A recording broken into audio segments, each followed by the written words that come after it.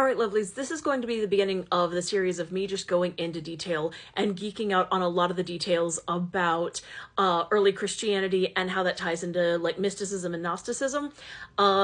Feel free to enjoy the ride. I'm going to try to keep each of these under 5 minutes so that they're doable. Remember that you can push the 2 times speed to get through these a little bit faster if you want. I will be using notes, so you may see me looking away because I have notes, because this is a course I've actually taught. So you guys are going to be getting some shorter edits of courses I actually teach. So with this, we have to talk about forgeries. And one of the reasons we have to talk about forgeries is that pretty much the communities were rife with forgeries in the early eras of Christianity, because fundamentally there was not one Christianity yet. There were many Christianities, and they weren't necessarily calling themselves Christians. Some were calling themselves Christians and some were not. The ideas fundamentally started out as a Jewish sect, right, following this Jesus guy, and different groups broke off from different followings. And fundamentally, the Jewish people were trying to convert Jewish people to a Jewish movement.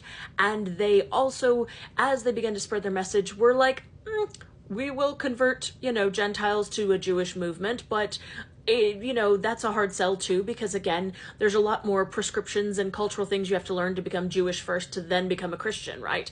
So it's a hard sell, but they are getting some traction. They're still around enough that when Paul is writing his letters, he's going, hey, you don't have to listen to those guys, right? So he's there. But one of the big things about the culture of the Roman Empire at that point is that they fundamentally end up in a situation of loving ancient things themselves.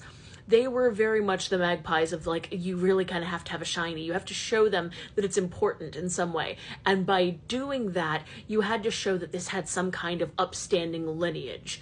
It had some kind of importance over time. And so if you were part of an upstart religion, no one would take you seriously. So a lot of the forms of Christianity that developed early on didn't take the Jewish scriptures. And they were like, no. We want to separate ourselves entirely from that Jewish movement. We don't like it. We don't want it. We're not there. It's not relevant to us. Screw them, right? And they were like, we're just following this Jesus guy. That's the message we want.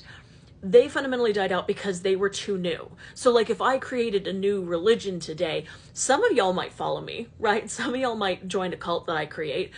But for the most part, people would be like, that's a little sus. Like that has no tradition.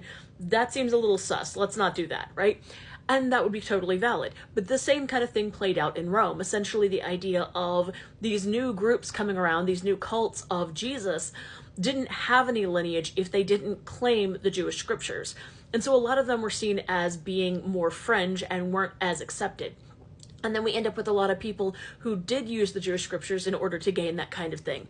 But the problem is that if you don't have a lot of people who are writing about this new movement, and most of the people who've been following this Jesus dude around haven't been writing a ton about them, it's mostly oral tradition, then what kind of story do we have? What are we doing? What do we have? Not much. And these new writings can't be seen as being something that's new. So what do we have to do? We have to put them in the name of important people. We have to reach back to the people who actually followed this movement, and we have to write it in their name. And writing it in people's names is forgery. Now, the theological baseline is that the Christian church says, oh, it's pseudepigrapha. No, it's that's a different thing. That's not forgery. It's forgery. It's forgery. They called it something different because by the time they acknowledged that there were forgeries in the Bible, that Paul didn't write a lot of these things, that the worship of those things and the elevation of those texts and the canon had already been closed. People had already been worshiping and claiming the Bible was perfect for a while now. This was something that was like, nope, we're all way past that. So we can't retroactively like get rid of this. That would be undermining the entire faith. So we're going to call it something different. You can't question it. And that has held in many forms of Christianity. And so that whole idea is like, they know it's forgery. It's forgery.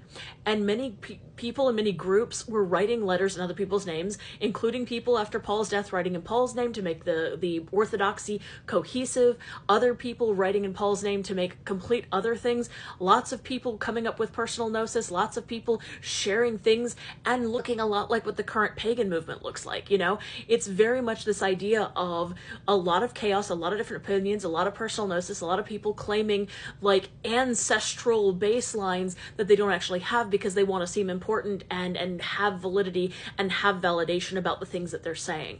And so yeah, there's a lot of forgery, and I will continue on with the next video.